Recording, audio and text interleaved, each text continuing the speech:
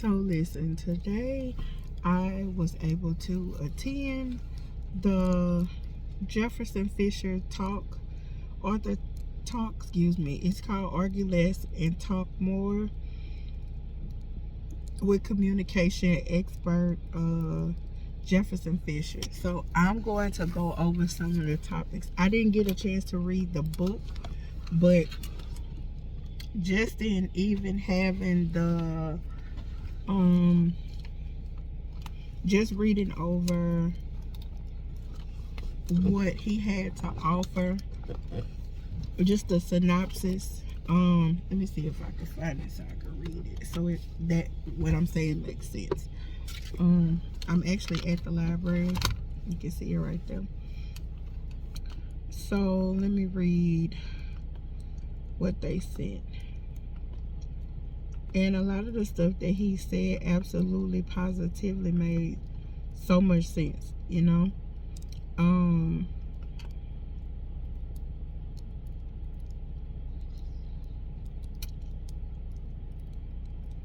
So it says, join us and be ready to take notes for an afternoon of virtual conversation with communication expert Jefferson Fisher as we chat about his book, The Next Conversation, Argue Less, Talk More. No matter who you're talking to, the next conversation gives you immediately actionable strategies and phrases that will forever change how you communicate. Jefferson Fisher, trial lawyer and one of the leading voices on real-world communication, offers a tried and true framework that will show you how to transform your life and your relationships by improving your next communication. Whether it's handling a heated conversation, dealing with difficult personalities, or standing your ground with confidence, his down-to-earth teachings have helped countless people navigate life's toughest situations. Now, for the first time in his book, The Next Conversation, Fisher has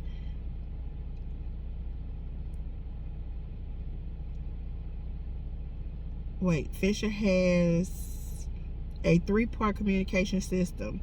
Say it with control, say it with confidence, and say it with connection that can easily be applied to any situation. The next conversation gives you practical phrases that will lead to powerful results, from breaking down defensiveness in hard talk with a family member to finding your own assertive voice at the boardroom conference table. Your every word matters, and by controlling how you communicate every day, you will create waves of positive impact that will resonate throughout your relationship to last a lifetime. Everything you want to say and how you want to say it can be found in The Next Conversation, the definitive book on making your next conversation the one that changes everything. Register now. It says about the author: Jefferson is a board-certified Texas trial lawyer and founder of Fisher Firm. With his extensive experience as a trial lawyer, Jefferson understands the art of persuading and communicating effectively in high conflict situations. He is one of the most sought after names in functional thinking for modern day communication. Known for his practical videos and authentic presence, Jefferson has amassed over 9 million social media followers, making him the most followed litigation attorney in the world in less than a year, all from the inside of his vehicle.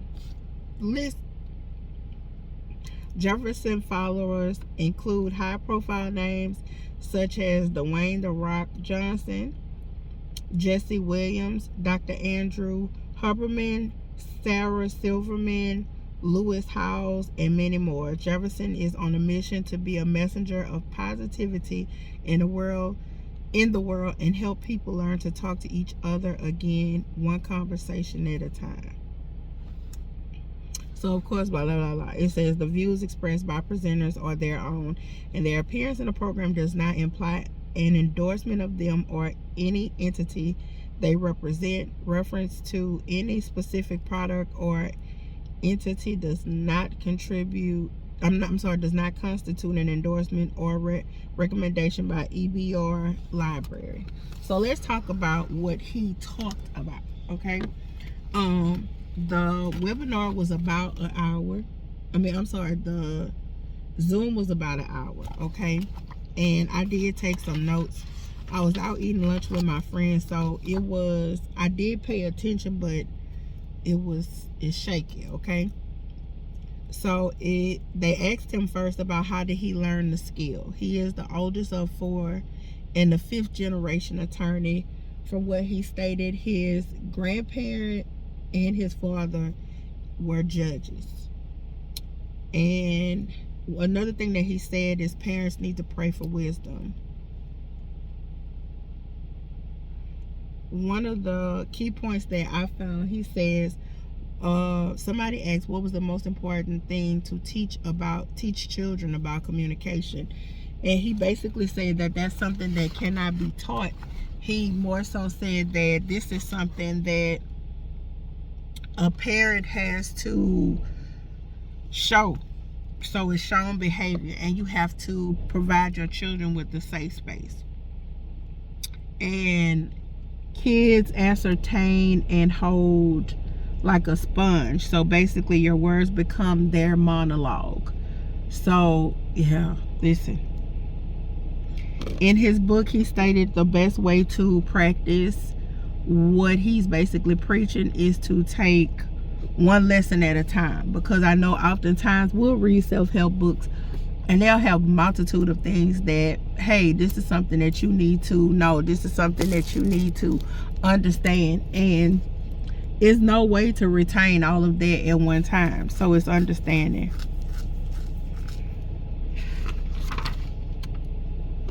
So he did say something that was so hilarious, and it's absolutely so true.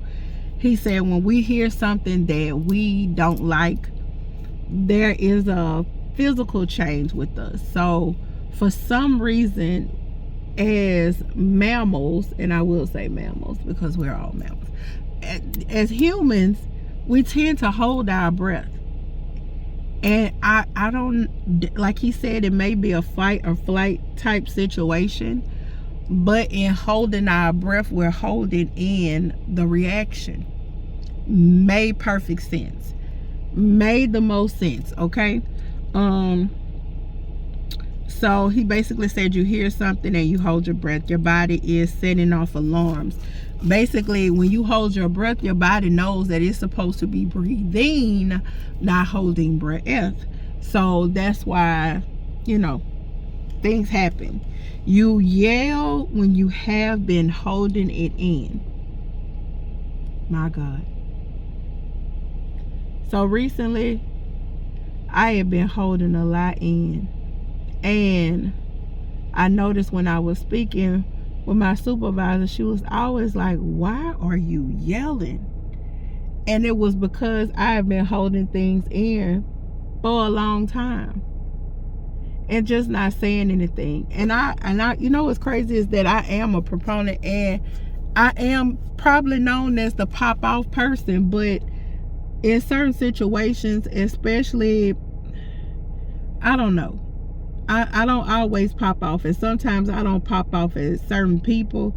It's not because I think that person is above or below me, because for me, anybody, I say it all the time, anybody could get it. But sometimes, and what I have noticed is with certain people, especially if I know that you are going through something, I attribute your behavior to why you are acting as such. My therapist told me today that is not good. Yes, you are supposed to take into considerations people's feelings and things of that nature, but obviously that person could care less. So as I was saying before, my phone got overheated, so it went down. But basically with me, my therapist told me, like, you can't take into consideration what others are going through, because obviously they don't care what you're going through. Um, so that was, you know, something. Yeah, yeah, yeah. I have this way.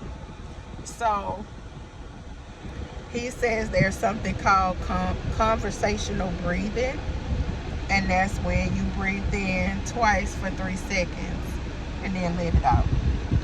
Also knowing when to quote unquote take breaks. Waiting before responding, you know. And that's something that I also recall. It's crazy, but I remember President Obama. I remember when he first, you know, got into office, a lot of people teased him because of how he spoke, right? So if you listen to President Obama, he speaks in a certain rhythm, right? That's in order for him to pace himself as well as gather the words that he wants to use to articulate himself. And it gives him a chance to think it out. Makes sense. So he says to always stay in control. Let your breath be your first word. So instead of you saying bit, yeah, instead of you saying that,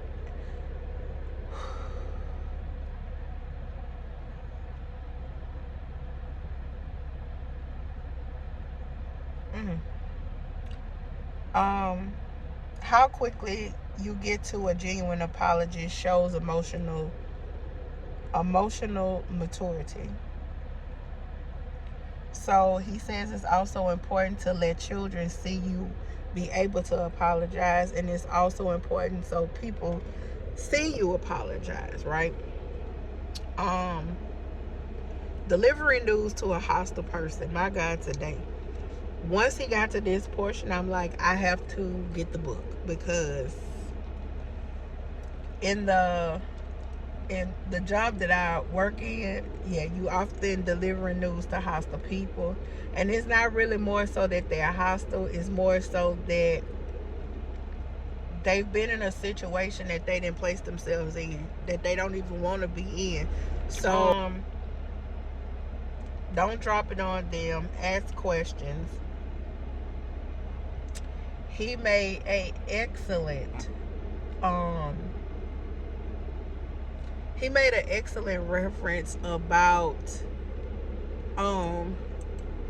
what is it called? He made an excellent reference about lower your voice, okay? So this is kind of sort of with the people that are quote unquote screaming and yelling, okay? He says if you naturally ask a person to lower their voice, normally they're gonna say no. So instead of saying, can you lower your voice? They're gonna say no. But if you say, are you against lowering your voice?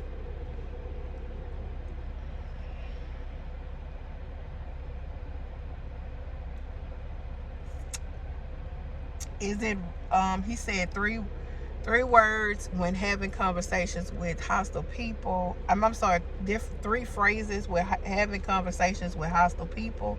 Or is it reasonable? Are you against? Would it offend you if? Okay.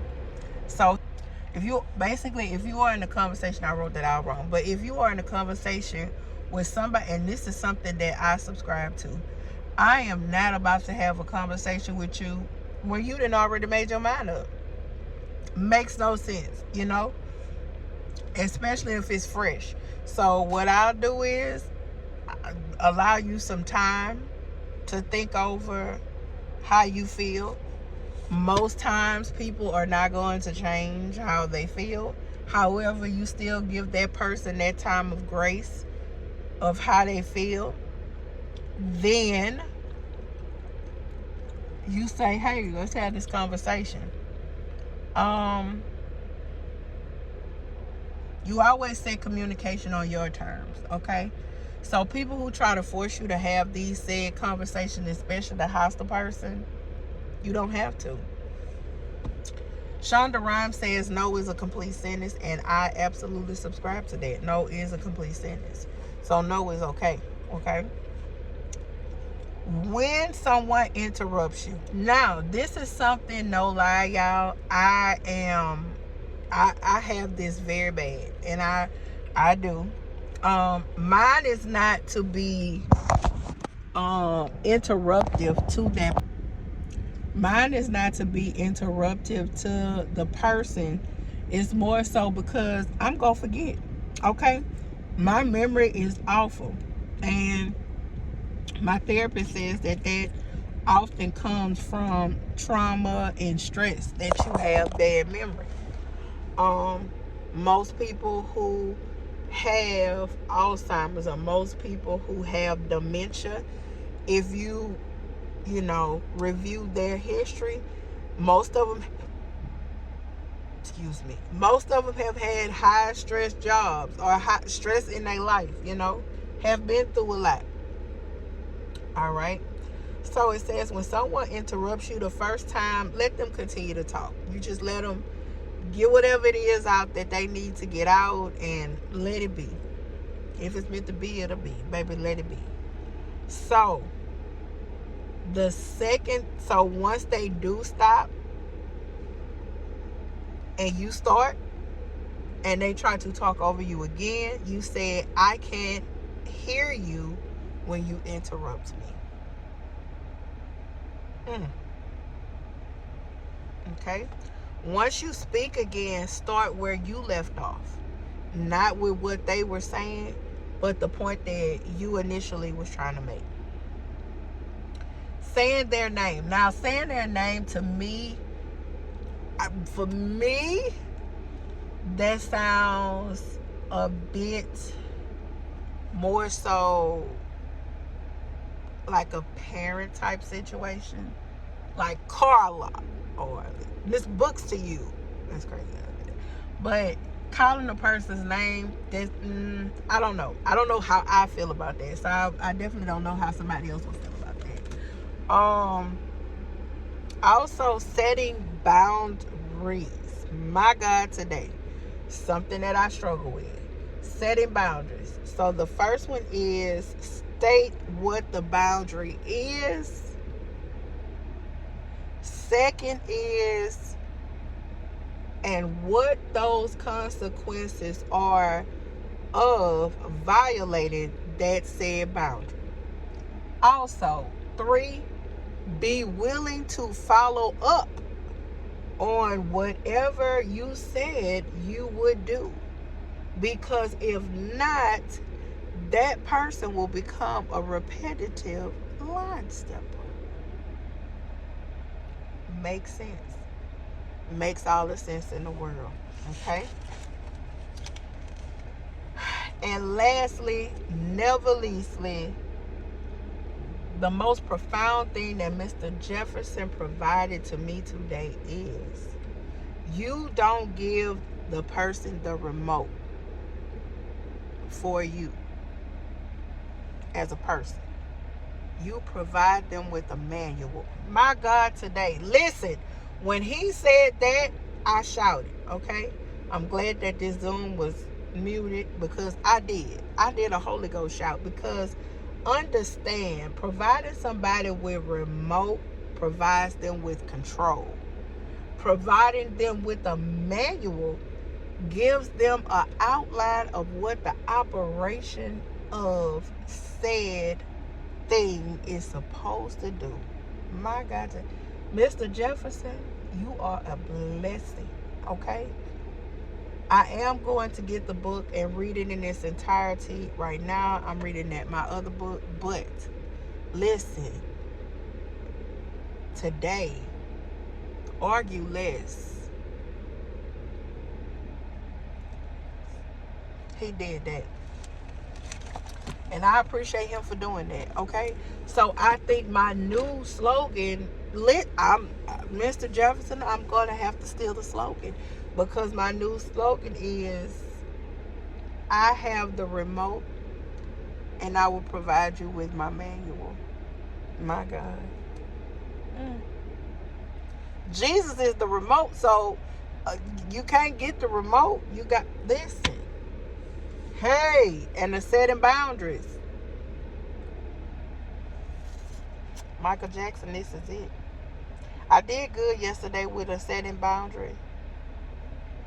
I'm proud of myself. My therapist told me today she was proud of me. We making real progress, y'all. We making progress. Well, Mr. Okay? Jefferson, I thank you so much. That listen, priceless. Priceless.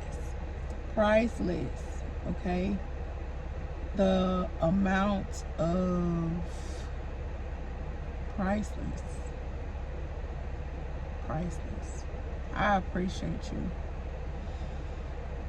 And that's what you gotta also start telling people, that you appreciate them. Because, so, you know, I want everybody to go forth and use the I hope that you able to view it on, I know he has a YouTube channel, but